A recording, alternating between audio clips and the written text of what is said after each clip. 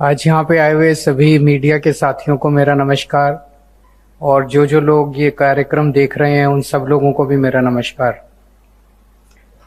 गोवा के लोग बहुत धार्मिक प्रवृत्ति के लोग हैं। जब राम मंदिर का निर्माण हुआ तो गोवा के हिंदू लोगों ने, सनातनी लोगों ने बहुत बढ़ चढ़ के, दिल खोल के राम मंदिर के निर्माण के लिए पूरी श्रद्धा के साथ दान किया था। मैंने कई लोगों से बात की। अब जब राम मंदिर में घोटाले की, चढ़ावा चोरी की बातें सामने आ रही हैं तो गोवा के सभी सनातनी इस बात को सुन के बहुत ज्यादा दुखी हैं। आज उसी विषय पे मैं आप सब लोगों से बात करने के लिए आया हूं। जो बातें सामने आ रही हैं, भगवान राम का हार चोरी हो गया,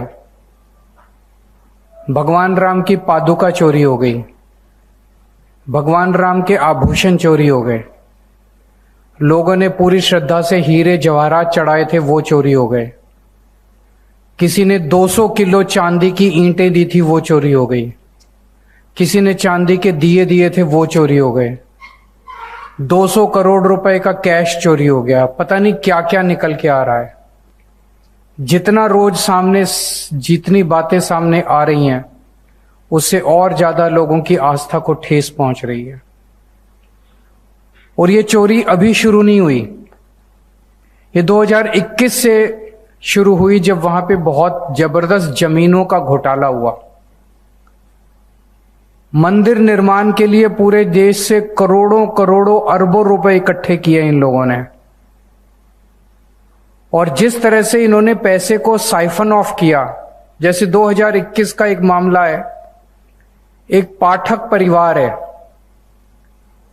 उनके पास जमीन थी, उन्होंने जमीन इनकी पार्टी के किसी नेता को 2 करोड़ रुपए में बेची। अयोध्या में उनकी जमीन थी पाठक परिवार की, उन्होंने वो जमीन 2 करोड़ रुपए में इनके किसी नेता को बेची, इनकी पार्टी के। और 10 मिनट के अंदर उस नेता ने वो जमीन टेंपल ट्रस्ट को 18 करोड़ रुपए में बेच दी इन 10 मिनट्स। 2 करोड़ की जमीन 10 मिनट के अंदर 18 करोड़ की हो गई।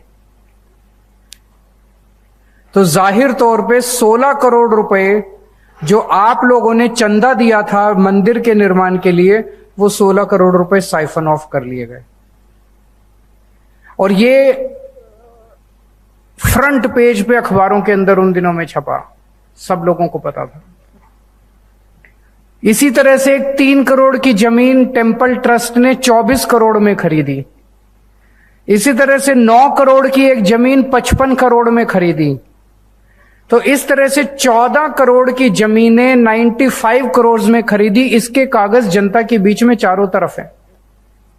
जमीनों को, 1 रुपए की जमीन को 10 रुपए में खरीद के इन्होंने आपके द्वारा दिए गए राम मंदिर निर्माण के चंदे को साइफन ऑफ किया। फिर जब मंदिर बनने लगा, बता रहे हैं 40% इंजीनियर्स ने गवाही दी है, इंजीनियर्स ने रिकॉर्ड पे स्टेटमेंट दिया है कि 40% कमीशन हर टेंडर के अंदर ली गई। ऐसे तो सरकारों के अंदर होता है, जिस तरह से इन्होंने भगवान को धोखा दिया है। और अब निकल के आ रहा है कि किस तरह से चढ़ावे की चोरी हो रही थी। सीसीटीवी कैमरे की जब फुटेज सामने आई है जितनी, उससे पता चला 40 दिन में 70 बार चोरी होने के फुटेज के अंदर एविडेंस सामने आए हैं। 40 दिन में 70 टाइम्स लोग उसके अंदर, सीसीटीवी के अंदर चोरी करते हुए दिखाई दे रहे हैं। और 8 महीने की सीसीटीवी की फुटेज डिलीट कर दी इन लोगों ने। तो चोरी हुई है, तो मैंने जो आपको बताया, this is just tip of the iceberg. पता नहीं कितनी चोरी हुई है। चोरी हुई, लेकिन एक सबसे बड़ा सवाल जो हर राम भक्त के दिल में है, हर हिंदू के मन में है, हर सनातनी के मन में है, सजा मिलेगी क्या? बड़े लोग पकड़े जाएंगे क्या? ऐसा लगता नहीं है। क्योंकि जब से यह मामला सामने आया, पूरा मामला दबाने की पूरी कोशिश की जा रही है। सबूतों को हटाने की कोशिश की जा रही है, सबूतों को मिटाने की कोशिश की जा रही है, गवाहों को डराया जा रहा है और पूरे के पूरे मामले को लीपापोती करने की की जा रही है। लेकिन मैं देख रहा हूं कि टीवी चैनल के ऊपर जब एंकर आते हैं तो एंकर कहते हैं नहीं नहीं, मोदी जी सजा दिलाएंगे, मोदी जी बड़े बड़े लोगों को सजा, किसी को बख्शेंगे नहीं मोदी जी को। वो कह रहे हैं मोदी जी को पता नहीं था अभी तक, अब पता चला है। मैं कहना चाहता हूं लोग ये नहीं मानते कि मोदी जी को अभी तक पता नहीं था, मोदी जी को सब पता था। मोदी जी ने ट्रस्ट बनाया, उस ट्रस्ट के अंदर जितने लोग थे, एक एक आदमी मोदी जी का अपना आदमी है। मोदी जी ने पिक कर करके, चूज कर करके अपने आदमियों को ट्रस्ट में रखा। चंपत राय मोदी जी का अपना पर्सनल खास आदमी है।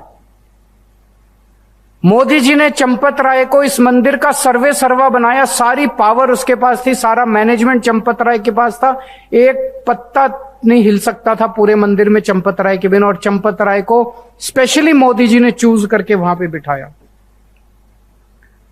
तो जो लोग कह रहे हैं कि मोदी जी को पता नहीं था, मैं उनसे पूछना चाहता हूं कि इतनी चोरी इतने दिन से चल रही थी, मोदी जी को पता नहीं था? 2 करोड़ रुपए की जमीन 18 करोड़ रुपए की बिकी, सारे अखबारों के फ्रंट पेज पे छपा, मोदी जी को पता नहीं चला? 3 करोड़ की जमीन 24 करोड़ में बिकी, सारे अखबारों में छपा, मोदी जी को पता नहीं था? 14 करोड़ की जमीन 95 करोड़ रुपए में और सारे कागज पब्लिक डोमेन में है, मोदी जी को पता नहीं था? कंस्ट्रक्शन के अंदर 40% की कमीशन मांगी जा रही थी, मोदी जी को पता नहीं चला? चढ़ावे के अंदर इतनी चोरी हो गई, 200 किलो की ईंट, चांदी की ईंटें गायब हो गई, भगवान का हार गायब हो गया, भगवान की पादुका गायब हो गई, भगवान के ऊपर चढ़ाए हुए हीरे जवाहरात गायब हो गए, मोदी जी को पता नहीं चला? 40 दिन के अंदर सीसीटीवी कैमरे में 70 बार चोरी पकड़ी गई, मोदी जी को पता नहीं चला? 8 महीने के सीसीटीवी के फुटेज गायब हो गई, मोदी जी को पता नहीं चला? उस ट्रस्ट के अंदर एक सेंट्रल गवर्नमेंट का रिप्रेजेंटेटिव भी है, उसने भी मोदी जी को कुछ नहीं बताया।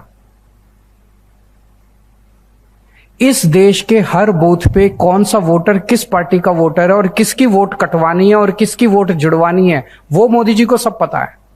एसआईआर के अंदर किसकी वोट कटवानी है, किसकी वोट जुड़वानी है, वो मोदी जी को सब पता है।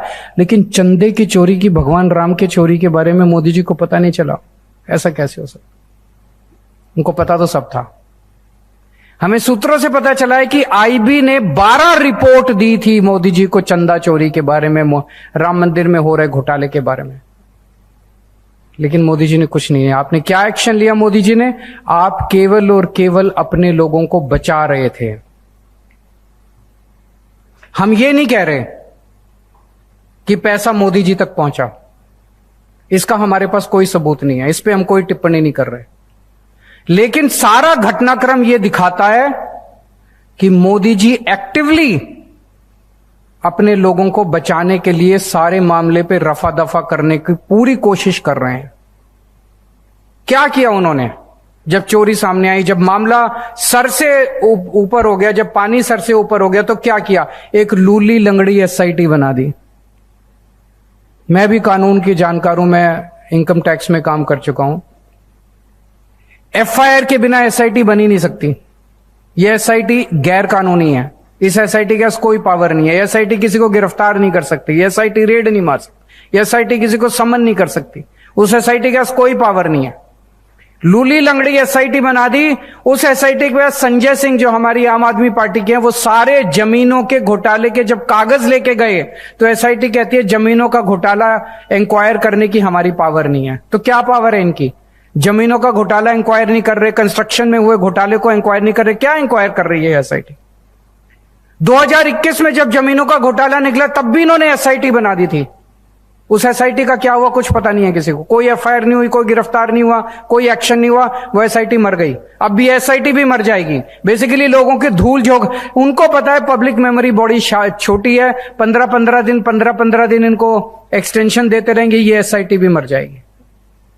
अब उन्होंने एक फर्जी एफआईआर दर्ज कराई है, उस एफआईआर में 8 छोटे छोटे लोगों को पकड़ा है। 8 छोटे छोटे जो नोट गिनते थे उनसे 80 लाख रुपए की रिकवरी हुई है। 200 करोड़ का कैश गायब हो गया, उसमें से 80 लाख रुपए की रिकवरी हुई। अपनी शाबाशी दे रहे हैं कि हमने एक्शन, कुछ टीवी चैनल वाले एंकर कह रहे हैं मोदी जी ने एक्शन ले लिया, 8 लोगों की गिरफ्तारी। वो 8 लोगों से 80 लाख रुपए की गिरफ्तारी हुई है। 200 करोड़ तो पता नहीं है 125 साल लगाएंगे 200 करोड़ की वो करने के लिए। सबसे मजे की बात है, इन 8 लोगों को गिरफ्तार किया। जब भी किसी की गिरफ्तारी होती है तो पुलिस कस्टडी लेती है उससे पूछताछ करती है। हाँ भाई, कहां से चोरी की, कितना पैसा चोरी किया, कहां रखा है, तुम्हारे और कौन, करती है ना पूछताछ। अगर पुलिस, इनको पुलिस पूछताछ कुछ नहीं हुई, इनको सीधा जुडिशियल कस्टडी में भेज दिया, पुलिस कस्टडी नहीं ली। तो इनको सबको बोल रखा है चिंता मत करो, 2-4 दिन में बेल करा देंगे तुम्हारी। तो जो 8 छोटे छोटे लोग हैं वो भी फर्जी है, वो भी 2-4 दिन में उनकी बेल करा देंगे ये लोग। और 2 लोगों ने इस्तीफा दिया, चंपत राय ने बता रहे हैं इस्तीफा दिया है, लेकिन रोज अयोध्या से कहानी आ रही है, मंदिर आज भी चंपत राय चला रहा है, आज भी पूरा मंदिर उसी के। तो इस्तीफे भी फर्जी हैं, गिरफ्तारी भी फर्जी है, एफआईआर भी फर्जी है। ऐसा तो मोदी जी पूरा लगे हुए हैं इस मामले को रफा दफा करने के लिए। इनके एक बहुत बाहुबली नेता हैं ब्रजभूषण सिंह, बीजेपी के। अभी ब्रजभूषण सिंह का स्टेटमेंट आया है कि मैं कुछ बोलूंगा नहीं, अगर मैंने बोला तो इसमें बहुत बड़े बड़े लोग शामिल हैं, मेरे ऊपर आंच आ सकती है। ब्रजभूषण सिंह भी डरा हुआ है कि इतने बड़े बड़े लोग, और पकड़े कौन गए, 8 छोटे छोटे लोग। अभी बाबा बागेश्वर धाम का स्टेटमेंट आया है, उन्होंने कहा अगर पर्ची निकाल के मैंने असली नाम उजागर कर दिए तो मेरे को ये निपटा देंगे, मेरे को छोड़ेंगे नहीं। तो इतने बड़े बड़े लोग अगर इसमें शामिल हैं तो उनका नाम क्यों नहीं, उनको पकड़ा क्यों नहीं जा रहा, उनके खिलाफ एफआईआर क्यों नहीं हो रहे, वो गिरफ्तार क्यों नहीं हो रहे, उनके खिलाफ एक्शन क्यों नहीं हो रहा, उनके खिलाफ सीबीआई ईडी क्यों नहीं हो रही।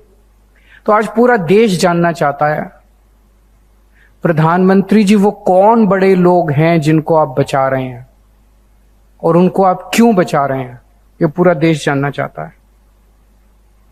इन लोगों की भगवान में कोई आस्था नहीं है, ये भगवान को नहीं मानते, इन्हें भगवान से कोई आशीर्वाद नहीं चाहिए, ये राम को भगवान ही नहीं मानते। अगर ये राम को भगवान मानते तो ये चोरी नहीं करते, चढ़ावे की चोरी नहीं करते, क्योंकि इनके मन में डर होता कि राम भगवान है, अगर हम चोरी करेंगे तो पाप लगेगा, हमारा भविष्य खराब हो जाएगा। इनको डर लगता ना, इन्हें कोई डर नहीं है। ये तो राम को पत्थर की मूर्ति मानते हैं और खूब जम के, इनको भगवान राम की जरूरत, राम के नाम की जरूरत केवल और केवल वोट लेने के लिए और पैसे के लिए इनको जरूरत है। आपको जान के ताज्जुब होगा, अमित शाह जी आज तक राम मंदिर में भगवान राम के दर्शन करने नहीं गए। 2.5 साल हो गए मंदिर बने हुए, अभी तक अमित शाह एक बार भी दर्शन करने नहीं गए भगवान राम का। जबकि पिछले 2.5 साल में वो 42 बार भगवान राम का और राम मंदिर का जिक्र कर चुके हैं अपने भाषणों के अंदर और अपने इंटरव्यूज के अंदर। तो वोट तो मांग रहे हैं राम के नाम पे, लेकिन राम का दर्शन करने का टाइम नहीं है इन लोगों के पास। तो आज पूरे देश में करोड़ों करोड़ों लोगों के भावना आहत हुई है और ये कुछ नहीं करने वाले। आपको आवाज उठानी पड़ेगी, हर सनातनी को, हर हिंदू को आवाज उठानी पड़ेगी। और मैं तो भगवान राम से प्रार्थना कर सकता हूं कि इन पापियों को छोड़ना मत, कठोर से कठोर सजा दे रहा है इनको।